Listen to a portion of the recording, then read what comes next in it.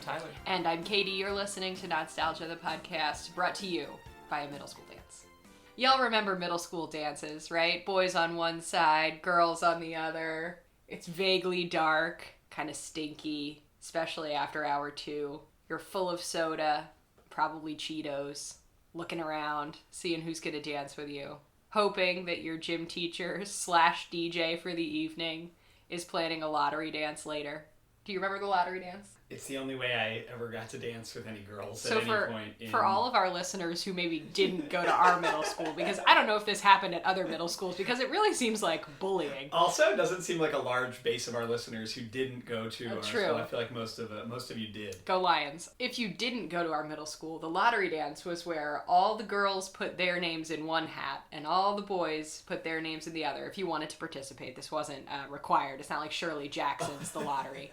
But you put your names into the hats, and then your gym teacher / DJ for the evening, who had a tattoo of Yosemite Sam on his calf, Don't get too specific here, Kate. would pull out a name at a time and say, like, okay, Tyler's gonna dance with Katie, and then you'd have to go do it. But usually it was like a lot of like groaning and like running into the locker room and like hiding. So the bullying came in. Luckily, as far as I know, can remember, unless I blocked it out, no girl ever failed to hold up her end of the contract. Honestly, it's a contractual obligation. If you're gonna put your name in thinking you're gonna dance with the cute boy, and then you get somebody who's not cute, you still gotta hold up your end of the contract. Wow, I never thought about this sad aspect of this. You're just waiting for your lottery dance partner. You know she's there because you saw her earlier, and she won't do it. There's only 6 kids that go to your middle school. Bums me out. Did you do the lottery dance? No. Why not? I don't like to relinquish control. Okay. You know this about me. Have you ever seen? Yes, no, maybe.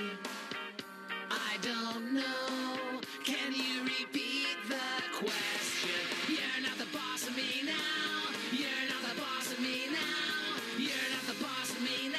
And you're not so big. You're not the boss of me now. You're not the boss of me now. You're not the boss of me now. And you're not so big. Life is unfair.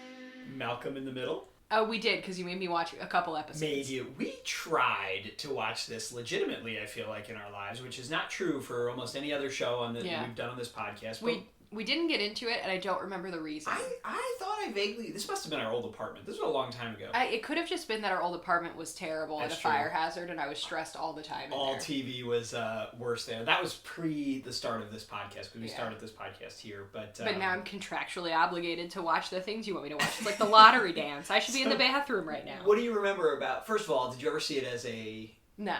Preteen? No. Okay. Second of all, what do you remember about it from 4 or 5 years ago when we tried to watch it? I remember that I developed this joke that Frankie Muniz died on a boat, and for like a full year, whenever, for some reason, Frankie Muniz would come up in conversation with anyone, I'd be like, oh, he died on that boat, remember? And people would be like, oh my god, what? You didn't... I thought you really thought he died on a No. boat. That was a joke?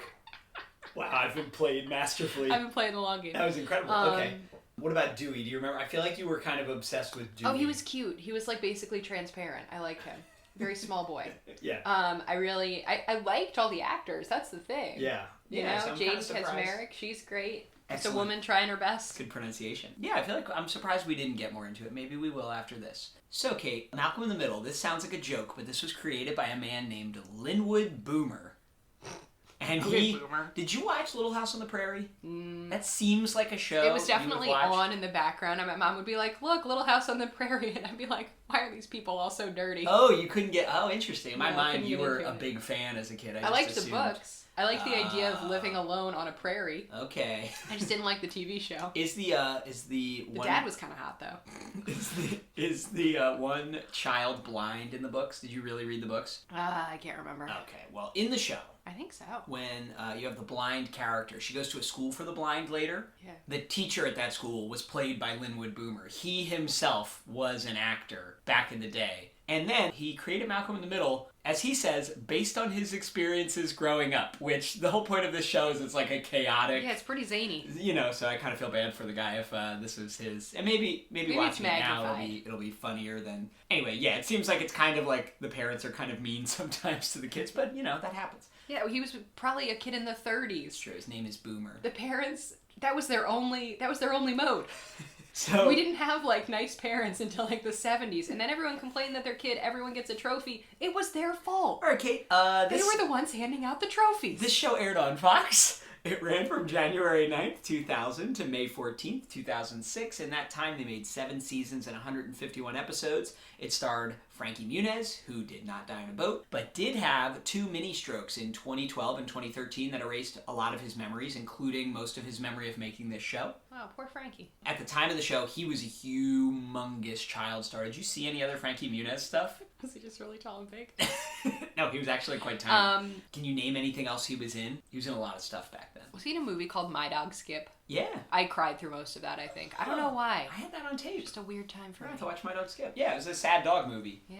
Where it was like in the 50s or 60s, I feel like.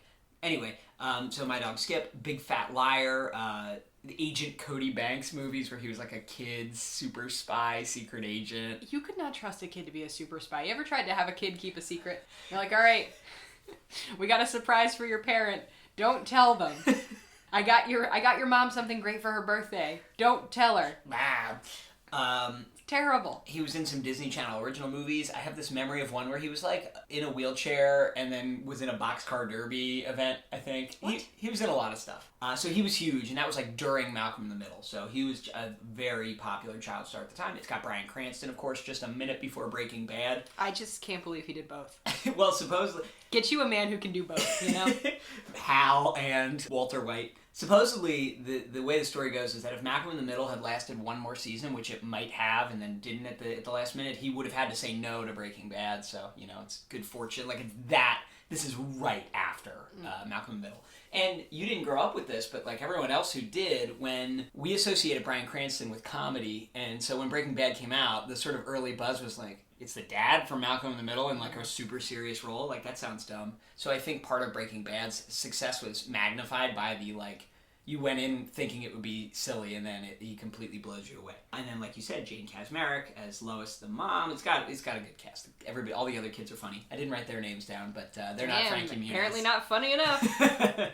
All right, we're going to watch 2 episodes. So we're going to watch Season 1, Episode 2, which maybe we watched before, The Red Dress, and Season 6, Episode 11, Dewey's Opera. And why this is good, you already saw some of it, but I know I was kind of making fun of Linwood Boomer and saying he had a bad childhood if he made this, but this show, kind of like The Simpsons before it, represented a very, like, unglamorous portrait of family life. It's also, I feel like, one of the few shows that's very strictly nostalgically set in the early 2000s. It wasn't nostalgically set, but it is now. And weirdly, like, WandaVision, I feel like, gave this a lot of play, yeah. a lot of cred, right? Because they were, like, picking one sitcom to represent, like, each decade, and it's, like, all-time classics, like The Dick Van Dyke Show and The Brady Bunch, and then for this era, they're like, yeah, Malcolm in the Middle. Well, what else is there? You're right. It makes me feel old to see Malcolm in the Middle kind of uttered with the same reverence as The Dick Van Dyke Show. That's all. I liked this show a lot as a kid. I remember, like, I feel like my mom thought it was so funny how, like, the mom is stressed and stuff. Like, I don't think there was a great representation of this on TV at that time. So let's check it out. Fire! Mom, this is the most stupid, irresponsible, dangerous thing you have ever done! Is this what you want? Where we have to identify your charred little bodies through their dental records? I want a straight answer.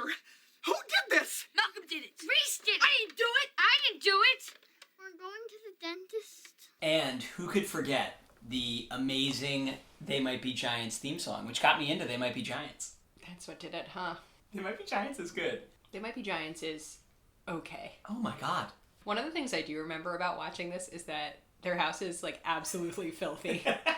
Oh, totally forgot to mention the premise. Frankie Muniz is gifted, and his family is unprepared for that. Does this ring home for you at all? We're not going to talk about my past as a former gifted child. Hey, current how do you person know? with adult ADHD. How do you know if an adult was gifted in school? Don't worry, they'll tell you. You told them. You told the podcast listeners. Got you. The aesthetics of this intro also are just wild. Yeah. There's got like TV scan lines. It's a lot. Just this intense font. I love Bryan Cranston in underwear. Bryan Cranston in underwear is hilarious. It will never be unhilarious. Does it in both shows. Does it in both. Get you a man who can do both, ladies. Totally forgot that he breaks the fourth wall and talks to the camera. Look at Frankie Muniz's little ghost of a mustache. It's so funny because I feel like, I don't know how other people do, like, anniversaries, like you and me. We don't do this. Oh, yeah. You know? I don't know how, like, modern millennials do their anniversary, but, like, I tell you, I don't buy a dress for our anniversary. You know? Poor Lois saved up 2 months to get it, too. Also, her envisioning what the dinner is going to be like is so funny because they're not speaking and they're just sawing at their food, which is remarkable. I'm also always so thankful for a show with no laugh track. She reaches into that toilet like a woman who's had to reach into toilets many times. That early 2000s going out hair. I feel like this family would maybe benefit from a little therapy. You know what Hal's really doing? He's doing the most. He is. He's doing the most for his lady. And I'm about it. So they have to call the naughty brother from boarding school to be like, all right, how did mom not kill you and only send you to boarding school? Maybe he was placed there by his school. I wonder if he's adjudicated, because I feel like this family couldn't afford, like, a boarding school. That's a good point. Look at Dewey's little PJs with, like, horses on them. So now she's using, like, POW camp procedures, like, blasting children's music in the back. I worry about this family coming up with, like, different ways to make their parents' punishments nullified. They just had this nice, like, brother conversation about how Malcolm's super duper smart and sometimes the others feel kind of left behind. Except for Dewey, who's like, can you understand what dogs are saying? I can understand what dogs are saying. All right, Dewey. I listened to an NPR Wait, Don't Tell Me with Jane Kaczmarek, and it really gave me a lot of perspective on her character in this show, because Peter Sagal was like, oh, she's just a woman on the edge, and Jane Kaczmarek was like, you know what, Peter? She's just doing the best that she can. And I was like, damn, you're right, Jane. You know how you can tell if somebody listens to NPR? They'll tell you. So shocked that this show is not on NPR. You know what? Call us, Terry Gross. Call us. Maybe Francis is getting some therapy at his boarding school. That's the ultimate in any kind of caregiver. Instead of just being mad, just being like, you know what, that was really special to me, and now it's gone. It was Hal. What are you crying about? I was just sitting there and this opera came on. People screaming and hating. It was our family, but with music. And they all mixed together in a counterpoint that underscored the futility of their lives. And the stretto showed the minor key. It'd been hiding in the subdominant from the very first bar. All I understood was, hit me, Reese, hit me, and never stop hitting me. What? I think they had a baby. Oh, God, Yeah, they had it's- another one? Season 6, they had a baby at some point. Wow. And man, puberty hit Frankie Muniz hard. Like He's a got truck. a lot of makeup on. They may have too many kids. I totally forgot they had another baby. Usually not a good Yeah. sign for Yeah. a TV show. No. Kids, we all remember our first opera. I think Dewey may be the most gifted one. Were you this affected by your first opera the way Yeah. Dewey is? I've never seen an opera, so. What was your first opera? I think it was Madame Butterfly. Dewey is in some kind of, like, special education class for, quote, troubled children, and he's giving the other children homework. Yeah, Malcolm and Reese are disturbing looking. They're Yeah. so old. It's only been 5 years. They look like they've aged 20 years in between that episode we just saw. All right, so Malcolm and Reese are in some kind of illegal street luge league. I don't know if it was this episode or just if there was a street luge craze at the time, but I tried to ride my Razor scooter down my hill like street luge, but it folded up on me. Why would... Never mind. I didn't have a skateboard or anything. So. The street luge storyline's not doing anything for No. me, but This Hal, bed storyline, killing it. Hal being insecure that Lois bought a king-size bed, so he thinks she wants more space apart from him. Listen, when we went from a full-size bed to a queen-size bed, it was a game changer for both of us, and we know it. Also, are they just sharing one full-size bed? Dewey and Malcolm? Dewey's Well, I guess they have a new baby. Yeah, I and- bet you when the yeah. baby came in. Yeah. Poor Dewey. So Dewey's recently gotten into opera, and he realized that his family is just one large opera. I feel like the show got a little bit of a bigger budget between episode 2, which took place on 2 sets, and season 5, which has an entire opera set. I'm telling you, he's the most gifted one of all. Yeah, usually when they have the baby, it's not good. This episode, they're doing a great job with this baby, peeking over the windowsill at a baby across the street, set to the opera music. I know I said the luge storyline doesn't do much for me, but Malcolm's, like, scraped bloody arms is Yeah. pretty funny. Malcolm, like, many gifted kids is discovering that, you know what, it's just more rewarding to work with your hands. Maybe you should have gone to tech or trade school. Who's this kid? Stevie. He's from season 1. Like, All right, he's the first kid Malcolm met at the gifted program gotcha. in school. So Stevie is in a wheelchair, and they're really babying Stevie, but Stevie is an actual street loser. God, Stevie looks too old, too. Dewey's in like some kind of emotional support classroom, right? Where they don't do real work, and he has just hijacked the classroom to make it into this opera that he's written. About his parents fighting about the bed. Every single kid in this emotional support classroom is like involved. There's like one brushing a wig. Dewey just needs a good school counselor. He does not need to be in this emotional support program. So Lois wanted the bigger bed because she farts, and she doesn't want Hal to smell her farts. How They've sweet. been married for 20 years. Are you crying? You are. Wow, did Dewey's opera make you cry? Shut up! It's powerful. This finale where Hal tells her, you know, he doesn't care about the embarrassing stuff she does is very sweet. Shut up. You're crying. How did they find a baby that looks just like all the other boys? Also, the age gap between Francis and that baby. What should I do when I know that you looked me in the face and you lied? Don't be hysterical. You always get hysterical. It's called having feelings. You should know you're an expert at faking them. At least mine are real.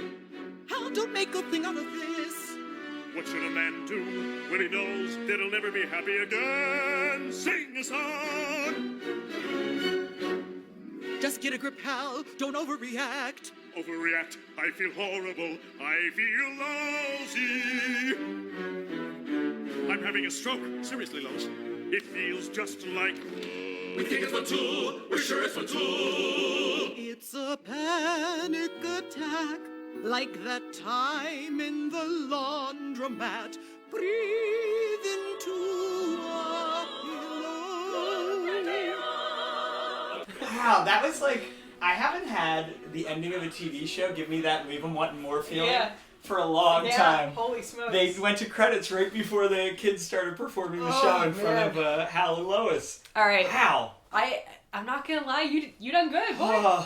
That was fun. I only wish we had watched more, but I think that was a good beginning and end of the series. And go ahead, what do you think? I had a great time. Dewey just really needs a good school counselor. Get him into some stuff. Yeah, maybe. Well, look, they let him put on an They entire sure play did. for the whole school, so I guess he's doing okay. Maybe. Hal and Lois, their marriage isn't perfect, but very relatable. Oh my god.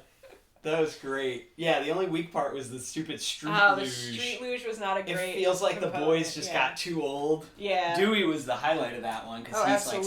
like still as old as maybe they were in the first season, you know. But wow, and look at the opening credits here; they're just so young. We just All right, we love Jane Kasmerick. We love Bryan Cranston.